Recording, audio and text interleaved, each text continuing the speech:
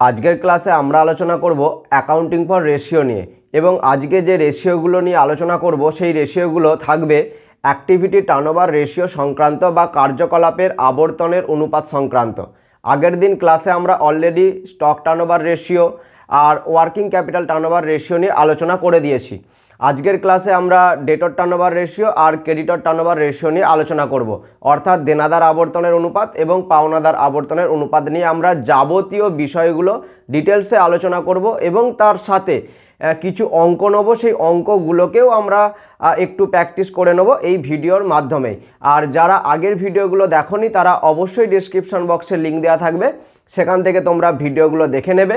এছাড়া আমাদের যে হোয়াটসঅ্যাপ চ্যানেল রয়েছে বা কমিউনিটি গ্রুপ রয়েছে সেখানে তোমরা অতি শীঘ্রই জয়েন করে নিও, কেন অনেক ছাত্রছাত্রীরা সেখানে জয়েন করছে, বিভিন্ন ধরনের সমস্যা তাদের সমাধান করা হচ্ছে, বিভিন্ন সাজেশান বা নোটসগুলো পিডিএফ আকারে দেওয়া হচ্ছে। তো আজকের ক্লাসটা আমরা শুরু করছি। তো প্রথমে যেটা আমরা আলোচনা করব সেটা হচ্ছে আমাদের ডেটর টার্নওভার রেশিও। তো প্রথমে যেটা আমরা আলোচনা করব সেটি হচ্ছে আমাদের ডেটরস টার্নওভার রেশিও। তো ডেটর টার্নওভার রেশিওকে আমরা বাংলায় বলি দেনাদার আবর্তনের অনুপাত। এখন আমরা প্রতিটা ক্লাসেই বলে আসছি যে অনুপাত করতে গেলে দুটো বিষয়ের দরকার, অর্থাৎ কখনো একটা উপাদানের সাথে আমরা অনুপাত করতে পারি না, ন্যূনতম দুটো উপাদান থাকতেই হবে কোনো অনুপাত তৈরি করার জন্য। এখন এই ডেটর টার্নওভার রেশিও অর্থাৎ দেনাদার আবর্তনের অনুপাত কার সাথে কার অনুপাত বা এই দুটো উপাদান কি, যে এখানে যে দুটো উপাদান থাকে সেই দুটো উপাদান হচ্ছে আমাদের ক্রেডিট সেল এবং অ্যাভারেজ ডেটর। তাহলে দুটো উপাদান কি, একটা হচ্ছে ক্রেডিট সেল আর একটা হচ্ছে অ্যাভারেজ ডেটর। অর্থাৎ আমরা কার সাথে কার অনুপাত করছি, ক্রেডিট সেল যেটা আমরা ধারে বিক্রি করেছি সেই বিক্রয় মূল্যের সঙ্গে অ্যাভারেজ ডেটর্স অর্থাৎ গড় দেনাদারের আমরা অনুপাত করছি। তাহলে কার সাথে কার আমরা অনুপাত করতে চলেছি, ক্রেডিট সেলস এর সাথে, ক্রেডিট সেলসের সাথে আমরা কিসের অনুপাত করতে চলেছি, ক্রেডিট সেলসের সাথে অ্যাভারেজ ডেটর্স এর অনুপাত। ক্লিয়ার? তাহলে এখানে আমরা যদি এটাকেই ফর্মুলা বা রুল আকারে লিখি তাহলে কি হবে, যে credit sales by average debtors. তাহলে এখন আমাদেরকে বুঝতে হবে যে এই অনুপাতটা অর্থাৎ দুটো উপাদানের যে আমরা অনুপাত করছি এই অনুপাতটা আমরা কেন করছি আর এখান থেকে আমরা কি বা জানতে পারবো বা এই অনুপাত থেকে আমাদের কি ইনফরমেশান আমাদের পাওয়া যাবে এটা আগে আমাদেরকে জানতে হবে। তো প্রথমে দেখতে পাচ্ছ তোমরা ক্রেডিট সেলকে আমরা ভাগ করছি অ্যাভারেজ ডেটর্স দিয়ে। এখন ক্রেডিট সেল মানে কি, ক্রেডিট সেল মানে হচ্ছে আমরা কতটা বিক্রি করেছি তার মধ্যে নগদে কতটা বিক্রি করেছি সেটা বাদ দিয়ে দিলে যেটা পাওয়া যায় অর্থাৎ ধারে বিক্রয়ের পরিমাণ। অর্থাৎ ক্রেডিট সেল মানে আমরা বলি ধারে বিক্রয়ের পরিমাণ, সারা বছরে বা একটা নির্দিষ্ট সময়ে একটা কারবারে কত টাকার পণ্য ধারে বিক্রি করা হয়েছে। ক্লিয়ার? দেখা গেল যে সারা বছরে 100 টাকার পণ্য ধারে বিক্রি করা হয়েছে। এখন অ্যাভারেজ ডেটর কি সেটাও তো জানতে হবে। অ্যাভারেজ ডেটর বলতে বোঝায় আমাদের হিসাবকালের শুরুতে কত টাকার দেনাদার ছিল এবং হিসাবকালের শেষে কত দেনাদার ছিল তার একটা গড়, অর্থাৎ ওপেনিং ডেটর আর ক্লোজিং ডেটর যোগ করে তাকে যদি আমরা 2 দিয়ে ভাগ করি তাহলে আমরা অ্যাভারেজ ডেটরটা কিন্তু পেয়ে যাব। এখন আমি যাই হোক ধরলাম যে অ্যাভারেজ ডেটর হচ্ছে আমাদের 20 টাকা। ক্লিয়ার? তাহলে এখন এই 100কে 20 দিয়ে ভাগ করলে আমরা যেটা পাচ্ছি সেটা হচ্ছে 5 টাইমস। ক্লিয়ার?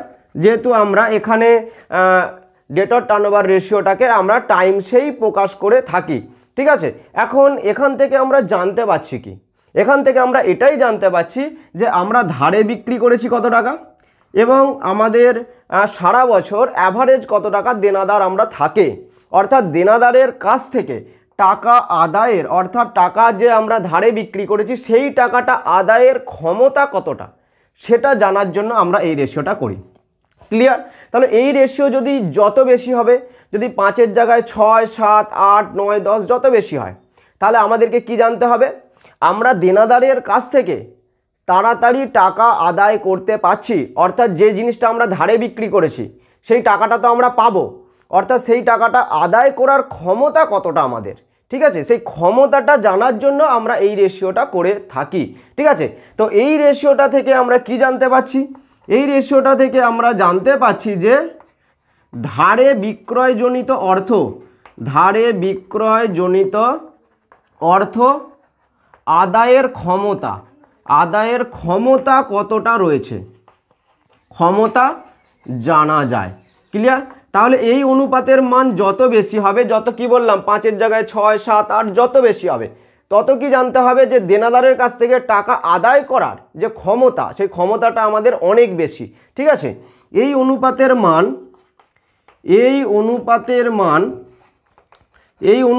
মান যত বেশি হয় অর্থ আদায় বলতে যেটা আমরা ধারে বিক্রি করেছি সেই টাকা আদায়ের। ক্লিয়ার? সেই অর্থ আদায়ের ক্ষমতা তত বেশি হয়। এই হয়ে গেল আমাদের ব্যাকগ্রাউন্ড। ক্লিয়ার? যে আমাদের ডেটর টার্নওভার রেশিও আমরা করছি, দেনাদার আবর্তনের অনুপাত। রেশিও করতে গেলে দুটো উপাদান লাগে, এখানে আমরা দুটো উপাদান লিখেছি, এক ক্রেডিট সেল আর একটা রেখেছি অ্যাভারেজ ডেটর। এবং ক্রেডিট সেল বলতে আমরা কি বুঝাই, যে আমরা ধারে কত টাকার দ্রব্য বিক্রি করেছি সেটাকে বলা হয় ক্রেডিট সেল। অ্যাভারেজ ডেটর বলতে কি বোঝায়, হিসাবকালের শুরুতে কত ডেটর্স ছিল, হিসাবকালের শেষে কত ডেটর্স ছিল তার গড়, অর্থাৎ দুটোকে যোগ করে 2 দিয়ে ভাগ।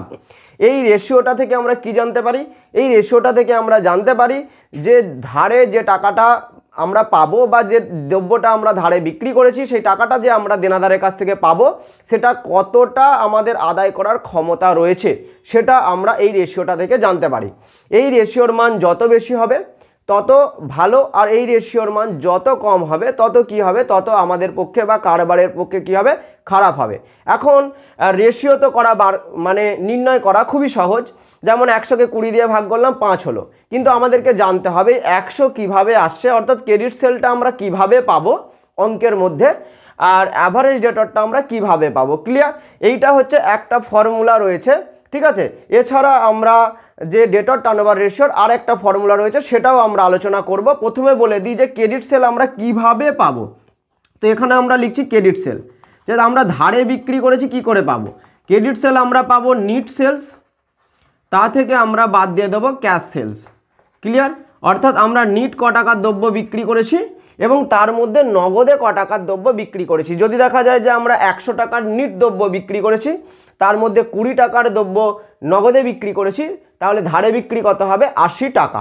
ঠিক আছে? তাহলে ক্রেডিট সেলের এই একটাই ফর্মুলা, যে নিট সেল থেকে ক্যাশ সেল আমরা বাদ দেবো, তাহলে এই ওপরেরটা আমরা পেয়ে গেলাম। এখন আমরা দেখব এই অ্যাভারেজ ডেটর্সটা আমরা কোথা থেকে পাবো।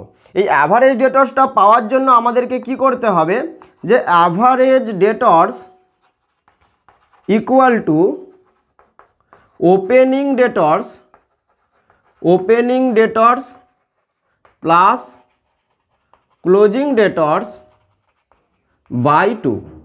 অর্থাৎ ওপেনিং ডেটর্স এবং ক্লোজিং ডেটর্স যোগ করে তার একটা গড় আমাদেরকে নির্ণয় করে নিতে হবে। তাহলে এইভাবে আমরা ক্রেডিট সেল যদি পেয়ে যাই আর আমরা অ্যাভারেজ ডেটর্স যদি পেয়ে যাই, তাহলে রেশিওটা তো আমরা বার করতেই পারবো, আর আমরা রেশিওটা থেকে বুঝতেও পারবো যে এই রেশিওটা কারবারের পক্ষে ভালো না কারবারের পক্ষে খারাপ। তাহলে এইটা হচ্ছে আমাদের ফার্স্ট ফর্মুলা।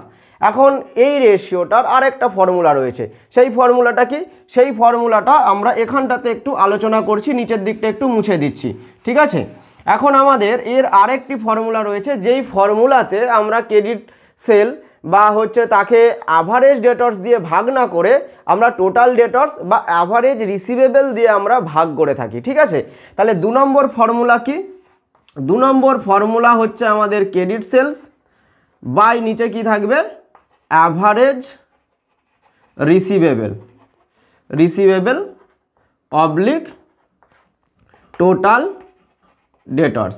ঠিক আছে? এইটা হচ্ছে আমাদের সেকেন্ড ফর্মুলা। তাহলে সেকেন্ড ফর্মুলাতে আমাদের ক্রেডিট সেলটা কিন্তু কোনো চেঞ্জ হচ্ছে না, অর্থাৎ আমরা নিট সেল থেকে যে ক্যাশ সেলটা বাদ দেবো তাহলে আমরা ক্রেডিট সেল পাবো, সেটা তো আমরা দুটো ফর্মুলাতেই কাজে লাগাতে পারবো।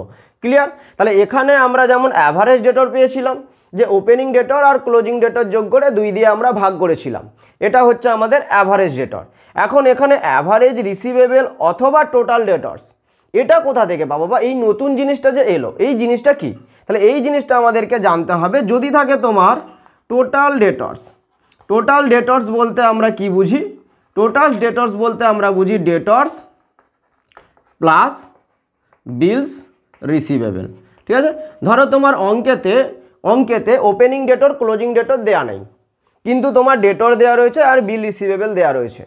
তাহলে তোমরা কি করবে, তোমরা এই টোটাল ডেটর্স বার করে নেবে, অর্থাৎ ডেটর্স এবং বিল রিসিভেবলকে যোগ করে নেবে। ঠিক আছে, তাহলে এই ফর্মুলাতে কাজে লাগবে। আচ্ছা, যদি বলা হয় অ্যাভারেজ রিসিভেবল কি করে পাবো, ঠিক আছে, অ্যাভারেজ রিসিভেবল পাওয়ার জন্য আমাদেরকে কি করতে হবে, average receivable equal to average debtors plus average bill receivable. এই ফর্মুলা তোমাকে ইউজ করতে হবে। যে অ্যাভারেজ ডেটর তো আমরা জানি কি করে পাবো, ওপেনিং ডেটর আর ক্লোজিং ডেটর যোগ করে 2 দিয়ে ভাগ করব। আর অ্যাভারেজ বিল রিসিভেবল কি করে পাবো, এটাও ওপেনিং বিল রিসিভেবল আর ক্লোজিং বিল রিসিভেবল যোগ করে 2 দিয়ে ভাগ করব। ঠিক আছে, তাহলে আমরা অ্যাভারেজ রিসিভেবল পাবো। তাহলে এবার বলে দিই যে কখন কোন সূত্রটা কাজে লাগাবে, মানে কখন কোন সূত্রটা কাজে লাগাতে হবে। ঠিক আছে, ধরো তোমার অঙ্কেতে ক্রেডিট সেল দেওয়া রয়েছে, কারণ ক্রেডিট সেলস তো তোমার কাজেই লাগবে। ধরো ক্রেডিট সেল অঙ্কেতে দেওয়া রয়েছে, ঠিক আছে, তো যেই ফর্মুলাই তুমি ইউজ করো না কেন, প্রথম ফর্মুলাটা বা দ্বিতীয় ফর্মুলাটা, ক্রেডিট সেলটা কাজে লাগছে। এবার ধরো অঙ্কেতে তোমার বলে দিয়েছে যে ওপেনিং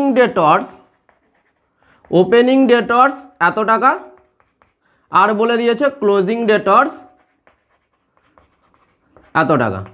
তাহলে এই 3টে ডাটা দেওয়া রয়েছে, 1 দেওয়া রয়েছে ক্রেডিট সেল, 2 দেওয়া রয়েছে ওপেনিং ডেটর, আর 3 দেওয়া রয়েছে ক্লোজিং ডেটর।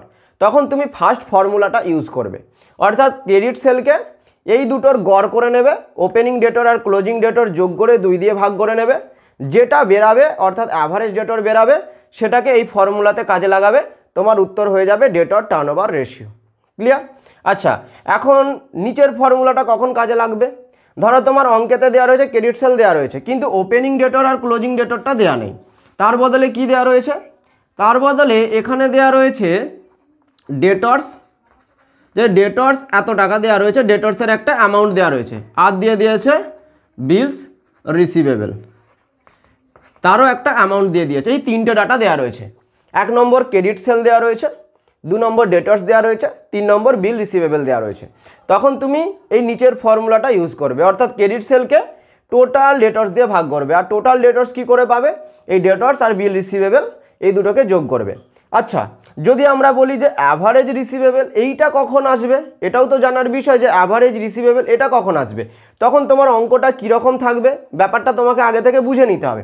ধরো তোমার ক্রেডিট সেল দেওয়া রয়েছে, ঠিক আছে, তার সাথে তোমার দেওয়া রয়েছে ওপেনিং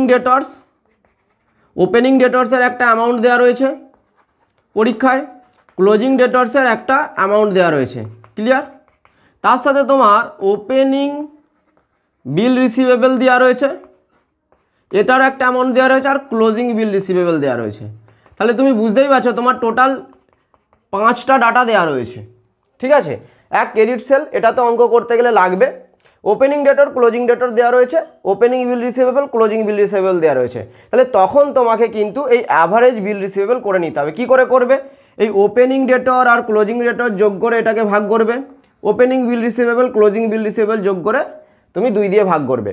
তাহলে এখান থেকে যা বেরাবে অর্থাৎ অ্যাভারেজ ডেটর আর অ্যাভারেজ বিল রিসিভেবল এই দুটোকে যোগ করলে তোমার হবে অ্যাভারেজ বিল রিসিভেবল। তখন তুমি এই ক্রেডিট সেলকে যে অ্যামাউন্টটা বেরাবে সেটা দিয়ে ভাগ করলে তোমার আনসার কিন্তু বেরিয়ে যাবে। তো এরপর তো আমরা অঙ্ক করব, এবং এই ধরনের যা প্যাটার্ন বললাম, অর্থাৎ এই যে 2টো ফর্মুলা বা 3টে ফর্মুলা যাই বলো না কেন, ঠিক আছে, এর যে কীরকম অঙ্ক হতে পারে সেই অঙ্কগুলো নিয়ে আমরা স্ক্রিনেতে দিয়ে দেবো, এবং সেখান থেকে আমরা অঙ্কগুলো আলোচনা করব। তো তার আগে এই টপিক রিলেটেড আর একটা বিষয় বলে দিই, যে এখানে আমরা কি করছি, অ্যাক্টিভিটি টার্নওভার রেশিও করছি এবং তার সাথে ডেটর টার্নওভার রেশিও করছি। ঠিক আছে, এখন যদি বলা হয় এই রেশিও না চায়, যদি তোমাকে বলা হয় যে দেনাদারের কাছ থেকে টাকা আদায়ের সময় কত অর্থাৎ টাইমটা যদি চাওয়া হয়, তখন কি করে পাবে, সেটাকে বলা হয় অ্যাভারেজ কালেকশন পিরিয়ড, অথবা তোমার বলা হয় ডেটর্স ভেলোসিটি রেশিও। ঠিক আছে, এইটা তুমি কি করে পাবে এই জিনিসটা তোমাকে জানতে হবে। তাহলে ডেটর টার্নওভার রেশিও কি করে পাওয়া যাবে সেটা বলে দিলাম। ঠিক আছে, অর্থাৎ আমাদের দেনাদারের কাছ থেকে টাকা আদায় করার ক্ষমতা কতটা, ঠিক আছে, সেই ক্ষমতাটা আমরা জেনে নিলাম। এবার আমরা টাকা আদায় করার সময়টা জানবো, অর্থাৎ টাইমস। ঠিক আছে, এখানে তোমার পরীক্ষায় আসতে পারে যে অ্যাভারেজ কালেকশন পিরিয়ড। ঠিক আছে, অ্যাভারেজ কালেকশন পিরিয়ডস। ঠিক আছে, এখন তোমার কাছ থেকে কি হতে পারে, তোমার কাছ থেকে জানতে চাইতে পারে যে আমরা ডেটর্সদের কাছ থেকে টাকা তো আদায় করছি, কিন্তু কত দিনে আদায় করতে পারছি। এখানে আর রেশিওটা চাইছে না, একটা টাইমস চাইছে, ঠিক আছে। অর্থাৎ সেটা 1 মাস হতে পারে, 2 মাস হতে পারে, 1 সপ্তাহ হতে পারে, 10 দিনও হতে পারে, সেই টাইমসটা চাইছে। তুমি সেটা কি করে পাবে, এটাকে আরেকটা বলা হয় ডেটর্স ভেলোসিটি রেশিও, ঠিক আছে, ডেটর্স ভেলোসিটি রেশিও। তাহলে এইটা তুমি কি করে পাবে, এইটার সূত্র হচ্ছে তোমার 365 ডে, ঠিক আছে, 365 ডেজ বা 365 দিন অবলিক, ঠিক আছে, 12 মান্থস। এটাকে তুমি ভাগ করবে কি দিয়ে, ডেটর্স টার্নওভার রেশিও দিয়ে। ক্লিয়ার, এটা দিয়ে ভাগ করবে। অর্থাৎ তুমি যত হচ্ছে বেশি ডেটর টার্নওভার রেশিও পাবে, ততই কিন্তু কম সময়ে তাদের কাছ থেকে টাকাটা আদায় করতে পারবে। যেমন আগের অঙ্কটায় কি বলেছিলাম, যে আমার 100 টাকা দ্রব্য ধারে বিক্রি করেছি, অ্যাভারেজ ডেটর রয়েছে 20, তাহলে ডেটর টার্নওভার রেশিও হলো 5 টাইমস। অর্থাৎ ডেটরদের কাছ থেকে টাকা আদায় করার যে ক্ষমতা, সেই ক্ষমতা কত গুণ, সেই ক্ষমতা হচ্ছে 5 গুণ।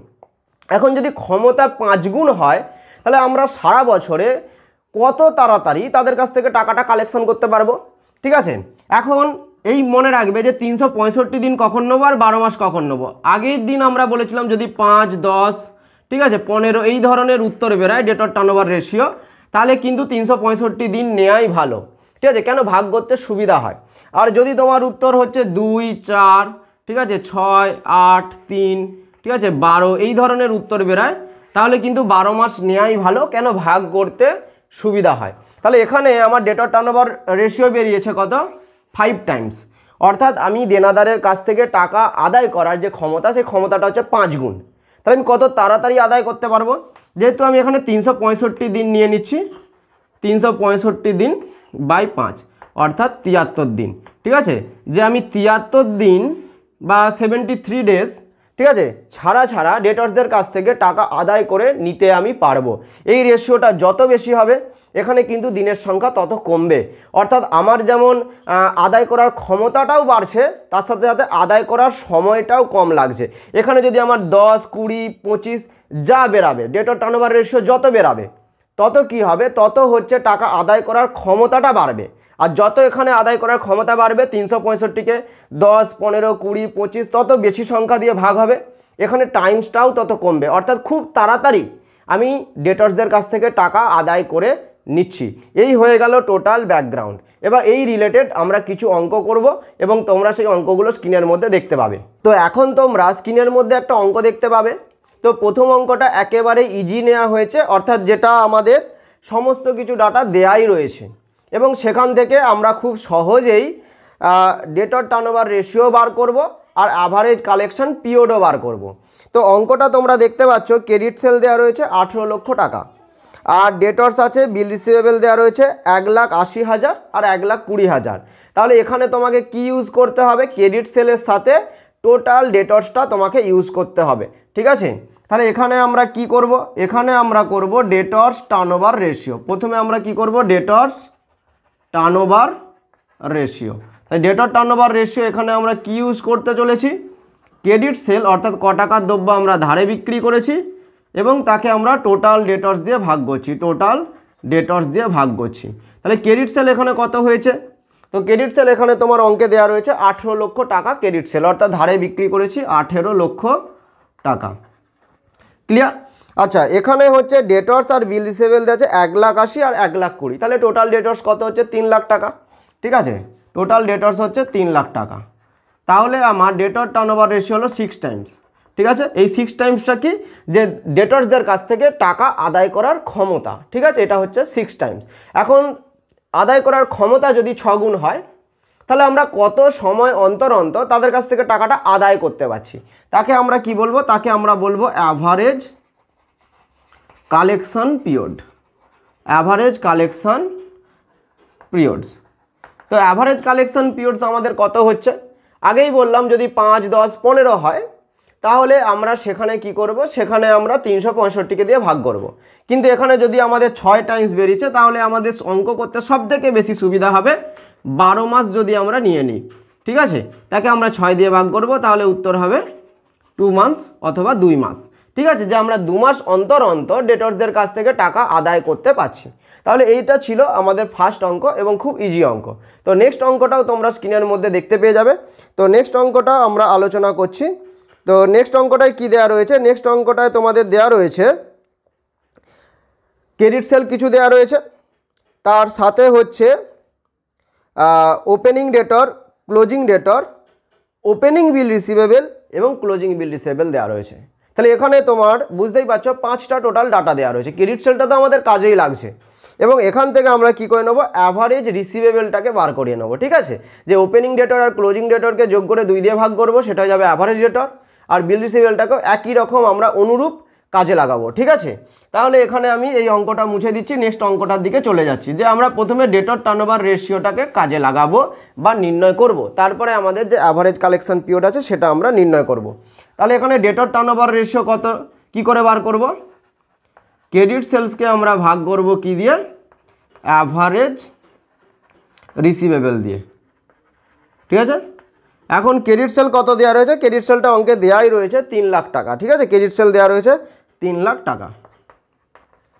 ক্রেডিট সেল দেওয়া রয়েছে 3 লাখ টাকা। আচ্ছা, অ্যাভারেজ রিসিভেবলটা কী করে বার করব? তার জন্য ওপেনিং ডেটর ক্লোজিং ডেটর যোগ করে 2 দিয়ে ভাগ করব, অ্যাভারেজ ডেটর হবে।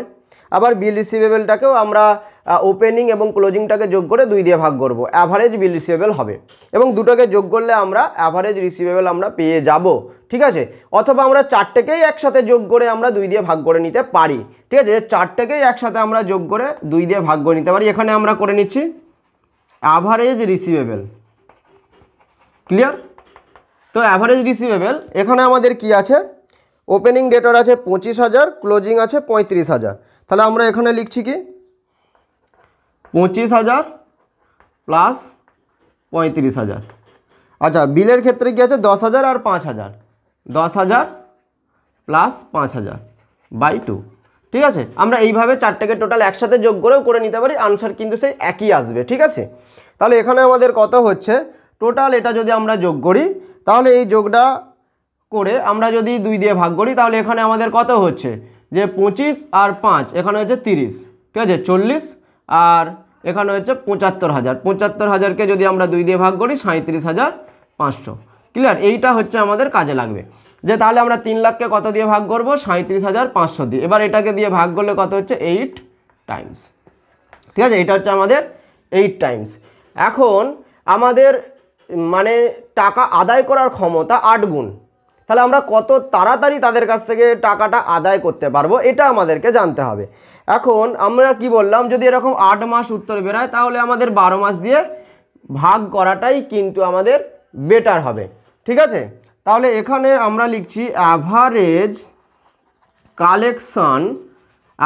Collection periods equal to 12 months by 8 equal to 1.5 অথবা 1.5 মাস। ঠিক আছে, এইটা আমাদের উত্তর হয়ে গেল 1.5 মান্থস অথবা 1.5 মাস। ঠিক আছে, তো এইভাবে আমরা কিন্তু অঙ্কগুলোকে করতে পারবো, ডেটর টার্নওভার রেশিওগুলো আমরা করতে পারবো।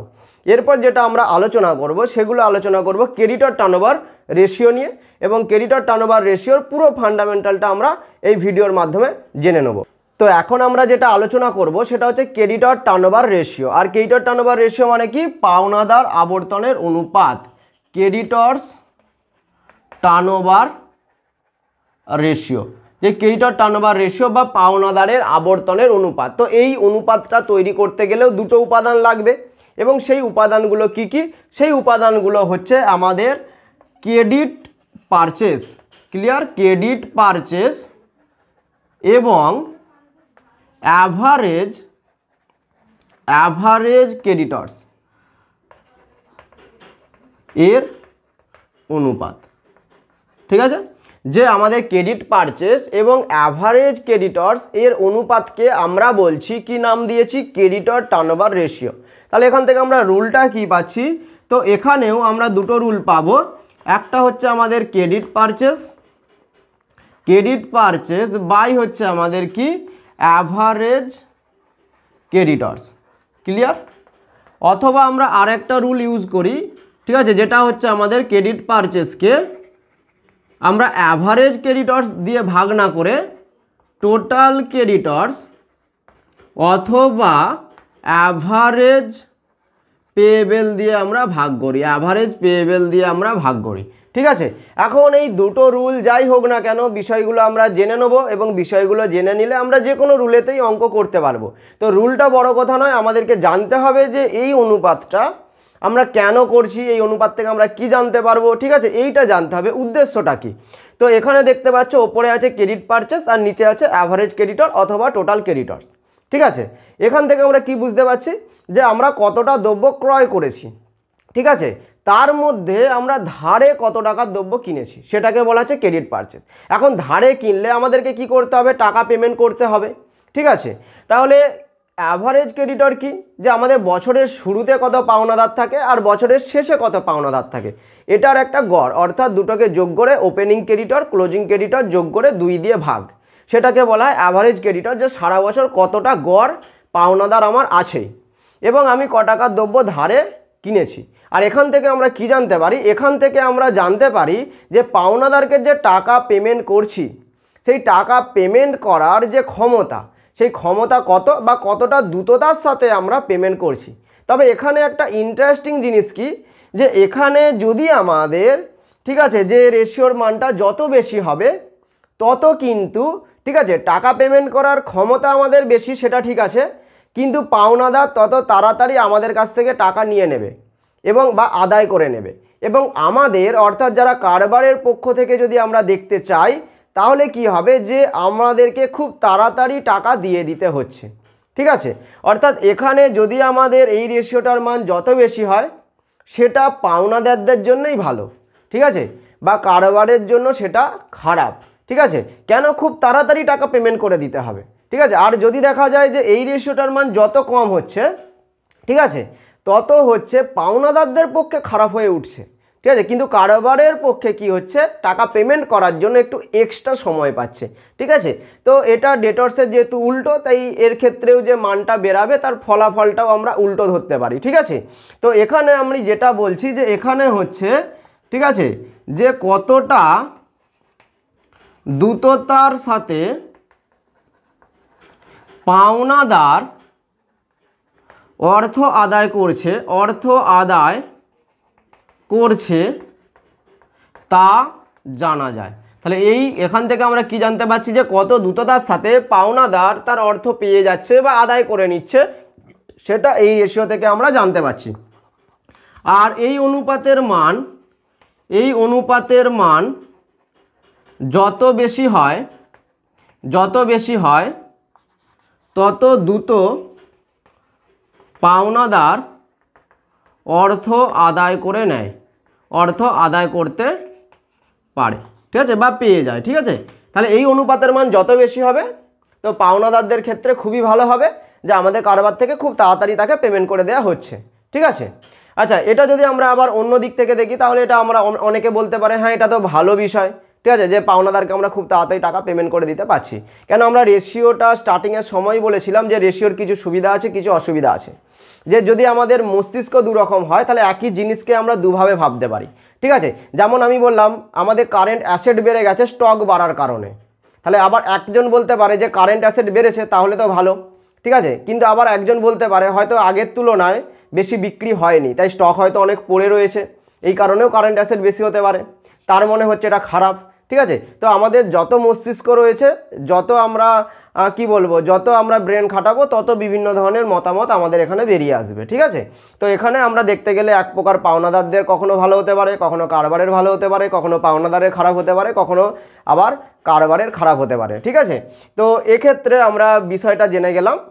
ঠিক আছে, শুধুমাত্র এবার জানতে হবে ক্রেডিট পারচেস কোথা থেকে পাবো, বা অ্যাভারেজ ক্রেডিটর বা টোটাল ক্রেডিটর এগুলো আমরা কোথা থেকে পাবো। রেশিও তো আমরা ইজিলি করে নেব, এখানে 100 এখানে 100 এখানে 100 এখানে 20 বসিয়ে আমরা করে নেব, কিন্তু এই 100 বা 200 বা 30 টাকা কোথা থেকে আসবে সেটা আমরা জেনে নিলেই হবে। তাহলে আমি বিষয়টা বলে দিই যে আমরা করছি ক্রেডিটর টার্নওভার রেশিও, যাকে বাংলায় বলা হয় পাওনাদার আবর্তনের অনুপাত। কার সাথে কার অনুপাত করছি, আমরা করছি ক্রেডিট পারচেসের সঙ্গে অ্যাভারেজ ক্রেডিটরের হচ্ছে আমরা অথবা টোটাল ক্রেডিটরের একটা অনুপাত করছি। এই অনুপাতটা আমরা কেন করি? এই অনুপাতটা আমরা এই জন্যই করি যে পাওনাদারকে কত দ্রুততার সাথে অর্থ প্রদান করা হচ্ছে বা পাওনাদার হচ্ছে কত দ্রুততার সাথে আমাদের কাছ থেকে টাকা আদায় করে নিচ্ছে সেটা জানার জন্য। আর এই অনুপাতের মান যত বেশি হবে পাওনাদার তত তাড়াতাড়ি অর্থ আমাদের কাছ থেকে আদায় করে নেবে। এখন এই বিষয়টা এবার জেনে নিই যে ক্রেডিট পারচেস কোথা থেকে পাবো আর অ্যাভারেজ ক্রেডিটর বা টোটাল ক্রেডিটর যেই রুলেতেই অঙ্ক করি না কেন সেটা পাবো কোথা থেকে, ঠিক আছে। তো এখানে আমি নিচের দিকটা একটুখানি মুছে দিচ্ছি, ঠিক আছে। প্রথমে যেটা বলি যে ক্রেডিট পারচেস কোথা থেকে পাবো? ক্রেডিট পারচেস আমরা পাবো নিট পারচেস, অর্থাৎ আমরা টোটাল যে নিট ক্রয় করেছি তা থেকে আমরা মাইনাস করে দেবো ক্যাশ পারচেস, অর্থাৎ আমরা নগদে যেটা কিনেছি সেটাকে বাদ দিয়ে দিলেই আমরা পেয়ে যাব কি যে ধারে আমাদের কত টাকা দ্রব্য কেনা হয়েছে, ঠিক আছে। আচ্ছা, এটা হয়ে গেল ক্রেডিট পারচেস। আচ্ছা, অ্যাভারেজ ক্রেডিটর্স দিয়ে যদি এখন আমরা অঙ্ক করব তাহলে অ্যাভারেজ ক্রেডিটর্স কী করে পাবো? তাহলে ওপেনিং ক্রেডিটর্স অর্থাৎ বছরের শুরুতে পাওনাদার কত ছিল প্লাস ক্লোজিং ক্রেডিটর্স বা হিসাবকালের শেষে কত ক্রেডিটর্স রয়েছে সেটাকে আমরা অ্যাভারেজ করে নেব, যোগ করে 2 দিয়ে ভাগ করে নেব। এখন যদি টোটাল ক্রেডিটর্স থাকে তাহলে টোটাল ক্রেডিটর্স আমরা কি করে পাবো? একই রকম যেমন ডেটর্স বার করেছিলাম তার উল্টো হবে, ঠিক আছে। যে টোটাল ক্রেডিটর্স কি করে পাবো? যে আমাদের ক্রেডিটর্স আর বিলস পেয়েবেলকে আমরা যোগ করে নেব, ঠিক আছে। বিলস পেয়েবেলকে আমরা যোগ করে নেব, ঠিক আছে। তাহলে আমরা পেয়ে যাব টোটাল ক্রেডিটর্স। অঙ্কে যেরকম ডাটা থাকবে সেই ডাটা অনুযায়ী আমাদেরকে অঙ্ক করতে হবে এবং অপশনে আমাদেরকে টিক মারতে হবে বা আমাদের গোল পাকাতে হবে, ঠিক আছে। তো অঙ্ক দেখে আমরা হচ্ছে ফর্মুলা ইউজ করব, এমন নয় যে আমাদের বিলস পেয়েবেল আছে ক্রেডিটর আছে বিলস পেয়েবেলটাকে ধরলাম না, আমরা ক্রেডিট পারচেসকে ক্রেডিটর দিয়ে ভাগ করে দিয়ে চলে এলাম। অঙ্ক মিলবে না, উত্তরও মিলবে না, আর উত্তর যদি থাকেও সেটা ভুল হয়ে যাবে, ঠিক আছে। তাহলে কি হচ্ছে, আর একটা রয়েছে অ্যাভারেজ পেয়েবেল। আমরা কি করে পাবো? যে অ্যাভারেজ পেয়েবেল যদি আমরা নির্ণয় করতে চাই তাহলে আমরা কি করে পাবো? যে অ্যাভারেজ পেয়েবেল হচ্ছে আমাদের অ্যাভারেজ ক্রেডিটর্স প্লাস অ্যাভারেজ বিলস পেয়েবেল আমাদেরকে আনতে হবে, ঠিক আছে। বিলস পেয়েবেল আনতে হবে। যে অ্যাভারেজ ক্রেডিটর কি করে পাচ্ছি? ওপেনিং ক্রেডিটর ক্লোজিং ক্রেডিটর যোগ করে 2 দিয়ে ভাগ। তাহলে অ্যাভারেজ বিলস পেয়েবেল কি করে পাবো? একই বিষয়, ওপেনিং বিল পেয়েবেল ক্লোজিং বিল পেয়েবেল যোগ করে 2 দিয়ে ভাগ, ঠিক আছে। এইভাবে আমরা পেয়ে যাব, ঠিক আছে। এখন কখন কোন ফর্মুলাটা আমরা ইউজ করব সেটা জেনে নিই, তারপরে দুটো অঙ্ক আমরা করে নিচ্ছি। যে কখন কোন ফর্মুলাটা আমরা ইউজ করব সেটা আগে আমাদেরকে জেনে নিতে হবে এবং তারপরে কি হচ্ছে আমরা অঙ্কের দিকে এগাবো। দুটো অঙ্ক নেবো এবং সেইগুলো সমাধান করে দেবো। তো প্রথমে বলে দিই, ধরো অঙ্কেতে তোমার ডাটা দেওয়া রয়েছে ক্রেডিট পারচেস, যে ক্রেডিট পারচেস অঙ্কেতে দেওয়া রয়েছে, একটা ডাটা দেওয়া রয়েছে, ক্লিয়ার। তার সাথে তোমার দেওয়া রয়েছে ওপেনিং ক্রেডিটর্স, ধরো ওপেনিং ক্রেডিটর্স কিছু একটা টাকা দেওয়া রয়েছে, আর দেওয়া রয়েছে ক্লোজিং ক্রেডিটর্স। এই তিনটে তথ্য দেওয়া রয়েছে, আর কিচ্ছু দেওয়া নেই। তখন তুমি প্রথম ফর্মুলাটা ইউজ করবে যে ক্রেডিট পারচেসকে অ্যাভারেজ ক্রেডিটর দিয়ে ভাগ করে নেবে, ঠিক আছে। ওপেনিং আর ক্লোজিংটা যোগ করে 2 দিয়ে ভাগ করে নেবে। এখন নেক্সট যদি আমাদের এরকম ডাটা থাকে যে ক্রেডিট পারচেস দেওয়া রয়েছে, তার সাথে তোমার দেওয়া রয়েছে ক্রেডিটর্স, ক্রেডিট পারচেস দেওয়া রয়েছে, ক্রেডিটর্স দেওয়া রয়েছে এবং তার সাথে কি দেওয়া রয়েছে? বিলস পেয়েবেল দেওয়া রয়েছে, ক্লিয়ার। তাহলে তখন তুমি কি ফর্মুলা ইউজ করবে? যে ক্রেডিট পারচেসটা তো ওপরে থাকবেই এবং তার সাথে তুমি ক্রেডিটর্স আর বিলস পেয়েবেলটাকে যোগ করে নেবে, তাহলে হয়ে যাবে টোটাল ক্রেডিটর্স। তাহলে এটা হয়ে গেল 2 নম্বর। আচ্ছা, নেক্সট যদি তোমার এরকম থাকে, ধরো ক্রেডিট পারচেস দেওয়া রয়েছে, তার সাথে তোমার আরও কয়েকটা ডাটা দেওয়া থাকবে, যেমন opening creditors, closing creditors, opening bills payable, closing bills payable. এই টোটাল 5টা ডাটা দেওয়া রয়েছে। কি কি? Opening creditors, closing creditors, opening bills payable, closing bills payable, total 5টা ডাটা দেওয়া রয়েছে। তখন তুমি ক্রেডিট পারচেস তো ওপরে নেবেই এবং এই 4টেকে যোগ করে গড় করে নেবে, অর্থাৎ 2 দিয়ে ভাগ করে নেবে, ঠিক আছে। যে ওপেনিং আর creditors, closing creditors, opening bills payable, closing bills payable, এই 4টেকে টোটাল যোগ করে 2 দিয়ে ভাগ করে নেবে, অ্যাভারেজ পেয়েবেল পেয়ে যাবে, ঠিক আছে। এবং সেখান থেকে তুমি এই ফর্মুলাটা ইউজ করবে, credit purchase by average payable. তাহলে এই 3টে ফর্মুলা করতে হবে। এখন এই ক্রেডিটর টার্নওভারের সাথে একটা বিষয় কিন্তু আমাদের যুক্ত থাকে, সেটা কি? সেটা হচ্ছে আমাদের অ্যাভারেজ পেমেন্ট পিরিয়ড বা ক্রেডিটর্স ভেলোসিটি রেশিও, যে টাকা প্রদান করার ক্ষমতা বা পাওনাদারের টাকা আদায় করার ক্ষমতাটা তো আমরা পাচ্ছি, আমরা কি পাচ্ছি, আমরা এখানে পাচ্ছি রেশিও পাচ্ছি। কিন্তু আমাদেরকে যদি বলে কত দ্রুততার সাথে আমরা টাকা পেমেন্ট করতে হচ্ছে বা অ্যাভারেজ পেমেন্ট পিরিয়ড কত, অর্থাৎ সময় যদি চাই সেটা 1 মাস 2 মাস 3 মাস, সেটা আমরা কি করে পাবো? তাহলে এই যে রেশিও, ক্রেডিটর টার্নওভার রেশিও, তার সাথেই যুক্ত থাকে কি, যুক্ত থাকে অ্যাভারেজ পেমেন্ট পিরিয়ড, ঠিক আছে, অথবা ক্রেডিটর ভেলোসিটি রেশিও। তাহলে সেটা আমরা কি করে পাবো সেটা জানার জন্য আমরা এখানটাতে মুছে দিচ্ছি, ঠিক আছে। তাহলে এখান থেকে আমরা কি পাচ্ছি, average payment period, average payment period, ঠিক আছে। অ্যাভারেজ পেমেন্ট পিরিয়ড আমরা কি করে পাবো, 365 দিন অথবা 12 মাস, ঠিক আছে। এটাকে আমরা ভাগ করব কি দিয়ে, ক্রেডিটর্স টার্নওভার রেশিও দিয়ে, ঠিক আছে। যেমন আমি আগেই বললাম যে 100কে যদি 20 দিয়ে ভাগ করি তাহলে হচ্ছে 5, যে টাকা পাওনাদাররা আমাদের কাছ থেকে আদায় করে নিচ্ছে তার রেশিওটা কত হচ্ছে 5 গুণ। তাহলে সে আমার কাছ থেকে কত তাড়াতাড়ি টাকা নিয়ে নিচ্ছে। তাহলে এখানে আমি 365কে 5 দিয়ে ভাগ করে নিচ্ছি, তাহলে 73 দিন ছাড়া ছাড়া সে আমার কাছ থেকে টাকা আদায় করে নিচ্ছে, বা 73 দিন ছাড়া ছাড়া আমাকে টাকা পেমেন্ট করতে হচ্ছে, ঠিক আছে। তো 365 দিনটাই কেন নিলাম, কারণ ওই 5, 10, 15 এই ধরনের যদি ডাটা থাকে তাহলে 365 দিনটাকেই ইউজ করা ভালো।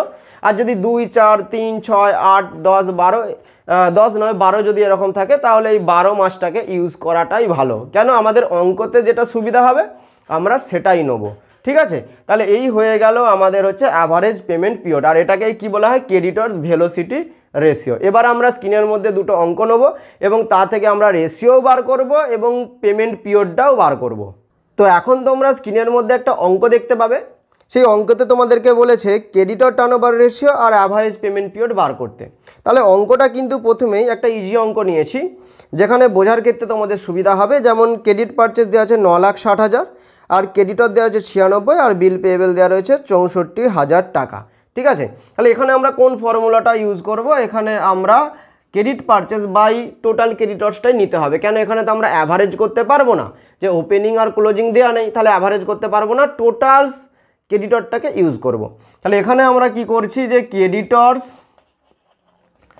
টার্নওভার রেশিও, তাহলে এখানে আমরা কি কি নিচ্ছি, ক্রেডিট সেল কত টাকা, আমাদের ক্রেডিট সেল আছে 9,60,000 টাকা, এবং এটাকে আমরা ভাগ করছি কি দিয়ে, টোটাল ক্রেডিটর্স দিয়ে। টোটাল ক্রেডিটর্স কত, 96 আর 64,000 যোগ করলে কত হবে, 1,60,000 টাকা, 1,60,000 টাকা 6 টাইমস। তাহলে আমাদের কাছ থেকে পাওনাদাররা টাকা আদায় করছে 6 গুণ ক্ষমতার সাথে, বা আমরা টাকা পেমেন্ট করতে হচ্ছে 6 গুণ ক্ষমতার সাথে, বা পেমেন্ট করে দিতে হচ্ছে।